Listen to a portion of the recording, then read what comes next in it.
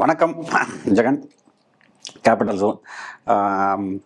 ஸ்ப்ரெட்டுன்னு சொல்கிறாங்க, டெபிட் ஸ்ப்ரெட்னு சொல்கிறாங்க, கிரெடிட் ஸ்ப்ரெட்னு சொல்கிறாங்க. டெபிட் ஸ்ப்ரெட்னா என்ன, கிரெடிட் ஸ்ப்ரெட்னா என்ன, எதை எந்த நேரத்தில் பயன்படுத்தணும், எதை எந்த நேரத்தில் பயன்படுத்தக்கூடாது, எந்த மாதிரி சூழ்நிலைகள் எதுக்கு தகுந்தாப்புல இருக்கும் அப்படிங்கிறது ஒரு விளக்கம் வேணும் அப்படின்னு சொல்லிட்டு சில பேர் கேட்டிருந்தாங்க. ஸோ அதுக்காக இந்த காணொலி போடுறேன்.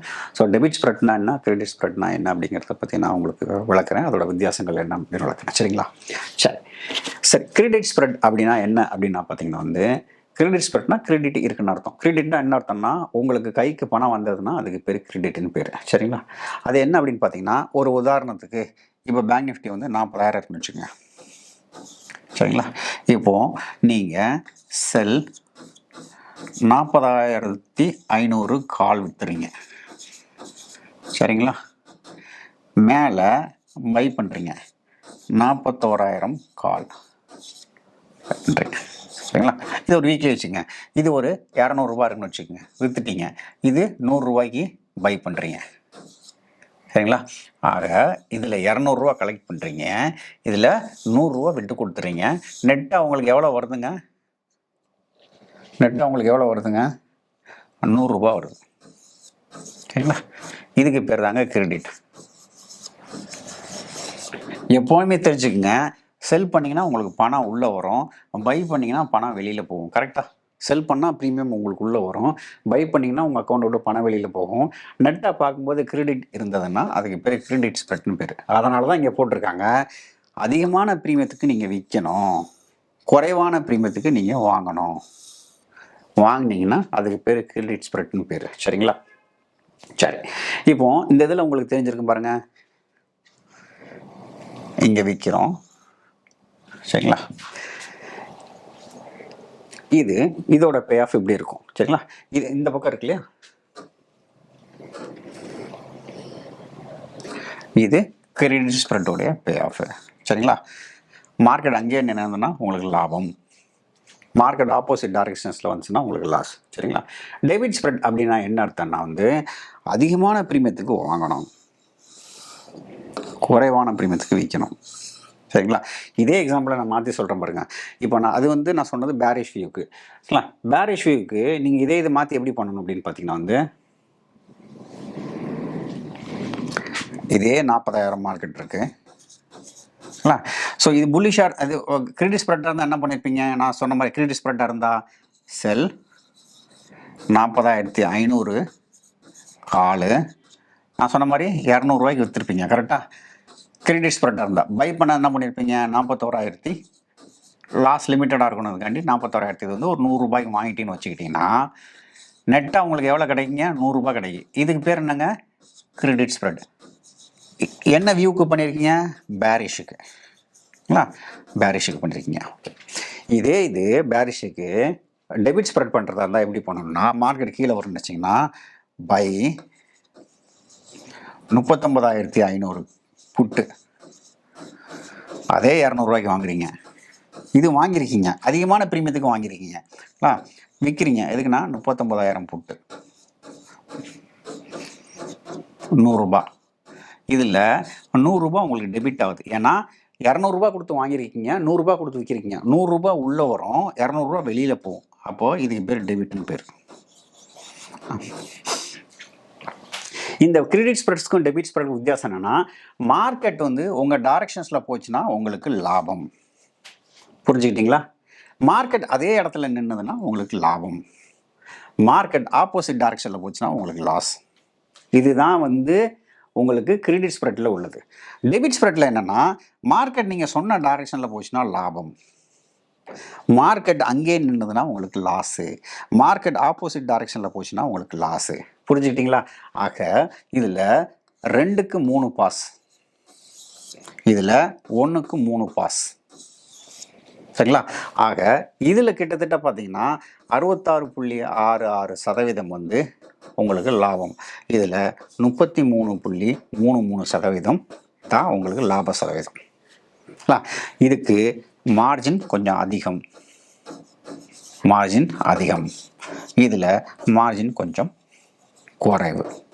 இதுதாங்க உள்ள வித்தியாசம். ஸோ அப்புறம் என்னங்க, நேரடியாக டெபிட்ஸை பே பண்ணிடலாம் அப்படின்னா, மார்ஜின் குறையா உள்ளவங்க கரெக்டுங்களா? என்னென்ன சினாரியோஸ் எல்லாத்துலேயுமே இதில் மார்ஜின் ரொம்ப குறைவாக இருக்கிறதுனால பெரும்பாலும் வந்து எளிய மக்கள் வந்து டெபிட் ஸ்ப்ரெட் தான் பண்ணுவாங்க. ஸோ இந்த டெபிட் ஸ்ப்ரெட் எங்கே பண்ணணும், கிரெடிட் ஸ்ப்ரெட் எங்கே பண்ணுறாங்கிறத நம்ம வித்தியாசம் பார்க்கலாம். இப்போ புரிஞ்சுட்டிங்களா? டெபிட் ஸ்ப்ரெட்னா என்ன, கிரெடிட் ஸ்ப்ரெட்னா என்ன, என்னென்ன சினாரியோவில் ப்ராஃபிட் வரும்னு. நான் பெரும்பாலும் பார்த்தீங்கன்னா நான் கிரெடிட் ஸ்ப்ரெட் தான் பண்ணுவேன். எனக்கு ஹெட்ஜிங் தேவைப்பட்டால் மட்டும் நான் டெபிட் ஸ்ப்ரெட் பண்ணுவேன். இல்லைனா வந்து கிரெடிட் ஸ்ப்ரெட் தாங்க நான் பண்ணுவேன். சரியா? சரி, அடுத்த ஸ்லைடுக்கு போகலாம். நான் சொன்ன மாதிரி டெபிட் ஸ்ப்ரெட் எப்போ உங்களுக்கு லாபம் இருக்கும் அப்படின்னா வந்து முக்கியமாக வந்து மார்க்கெட் ட்ரெண்ட் ஆக போகுது அப்படிங்கிற பட்சத்தில் நீங்கள் டெபிட் ஸ்ப்ரெட் பயன்படுத்தலாம். சரிங்களா?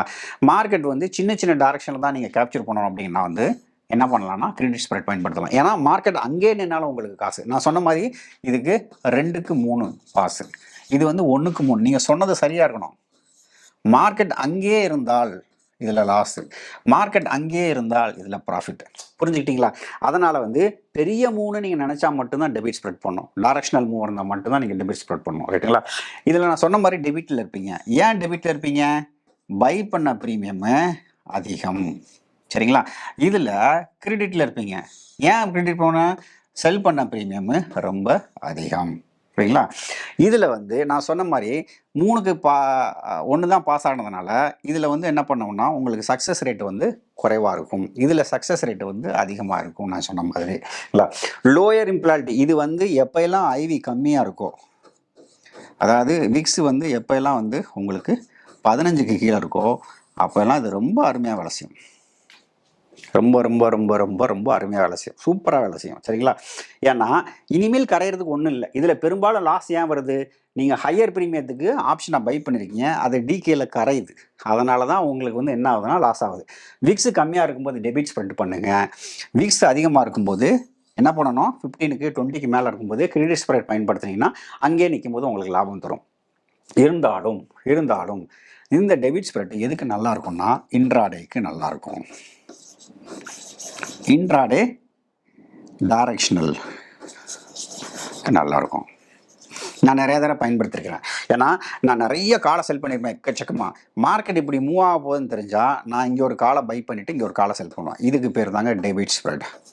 இந்த டெபிட் ஸ்ப்ரெட் வந்து ஒருவேளை மார்க்கெட் கீழே வந்துச்சுன்னா இதில் கொஞ்சோண்டு லாஸ் ஆகும். இந்த செல் பண்ணதெல்லாம் எனக்கு காப்பாற்றும். இது சம்மந்தமாக நான் காணொலி போட்டிருக்கேன், நீங்கள் போய் பாருங்கள் எப்படி நான் ஆப்ஷன் பை பண்ணினேன்.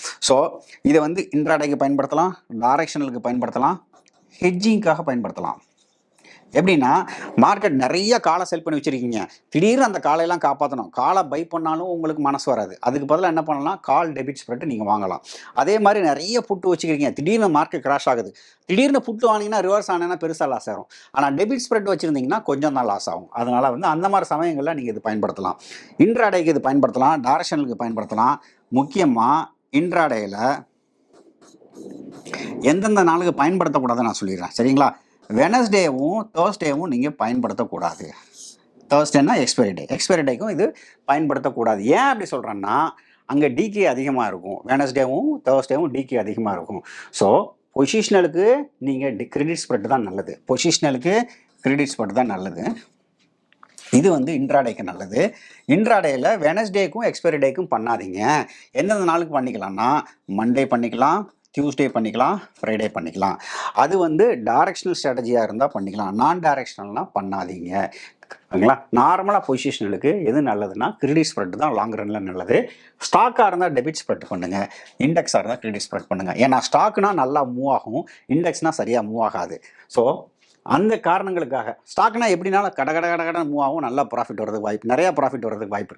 கிரெடிட் ஸ்ப்ரெட்டை விட டெபிட் ஸ்ப்ரெட்டில் ப்ராஃபிட் அதிகம். புரியுதுங்களா? அதனால் வந்து உங்களுக்கு என்னென்னா மார்ஜினும் குறைவு. ஸோ ரேட் ஆஃப் ரிட்டர்ன் அதிகமாக இருக்கிறதுனால டெபிட் ஸ்ப்ரெட் வந்து ஸ்டாக்குக்கு பயன்படுத்துங்க, இன்ட்ராடேக்கு பயன்படுத்துங்க, மண்டே டியூஸ்டே ஃப்ரைடே வீக்லி ஆப்ஷனாக இருந்தால் பயன்படுத்துங்க, டைரக்ஷனலுக்கு பயன்படுத்துங்க, ஹெட்ஜிங்கை பயன்படுத்துங்க, பொசிஷனலுக்கு கிரெடிட் ஸ்ப்ரெட் பயன்படுத்துங்க, லோ ஐவியாக இருந்தால் டெபிட் ஸ்ப்ரெட் பயன்படுத்துங்க, ஹை ஐவியாக இருந்தால் கிரெடிட் ஸ்ப்ரெட் பயன்படுத்துங்க. கிரெடிட் ஸ்ப்ரெட்ஸை நீங்கள் ஓடிஎம்மில் பண்ணலாம், ஏடிஎம்மில் பண்ணலாம், ஐடிஎம்மில் பண்ணாதீங்க. ஏன்னா அங்கே டிகே இருக்காது. ஆனால் இங்கே ஓடிஎம்மில் பண்ணக்கூடாது. ஓடிஎம்மில் பண்ணிங்கன்னா டிகே அதிகமாகும். ஒன்று ஏடிஎம்மில் பண்ணணும், இல்லைன்னா ஐடிஎம்மில் பண்ணணும். அதுக்கு அப்படியே உல்ட்டாவாக இருக்கும். புரியுதா உங்களுக்கு? அவ்வளோதாங்க. இது மட்டும் தெரிஞ்சுக்கிட்டாலே போதும். டெபிட் ஸ்ப்ரெட்டும், கிரெடிட் ஸ்ப்ரெட்டும் பார்க்கறதுக்கு ஒரே மாரி இருக்கும். ஆனா வேற தளங்கள்ல பயன்படுத்தணும். ஸோ இப்போ உங்களுக்கு புரிஞ்சிருக்கும். இது மாதிரி நெறைய அட்ஜஸ்ட்மெண்ட்ஸ்லாம் எப்படி பண்ணணும், ஏது பண்ணணும் அப்படின்லாம் என்னோட பயிற்சி வகுப்புலலாம் நான் சொல்லிக் குடுக்குறேன். அது சென்னையில தமிழ்ல நடக்குது. மத்த நகரங்கள்ல ஆங்கிலத்தில நடக்குது. விருப்பம் உள்ளவங்க வந்து கலந்துக்கலாம். இந்த காணொளி ரொம்ப பயனுள்ளதா இருந்திருக்கும்னு நம்புறேன். இன்னொரு காணொளியில உங்கள நான் சந்திக்கிறேன். நன்றி.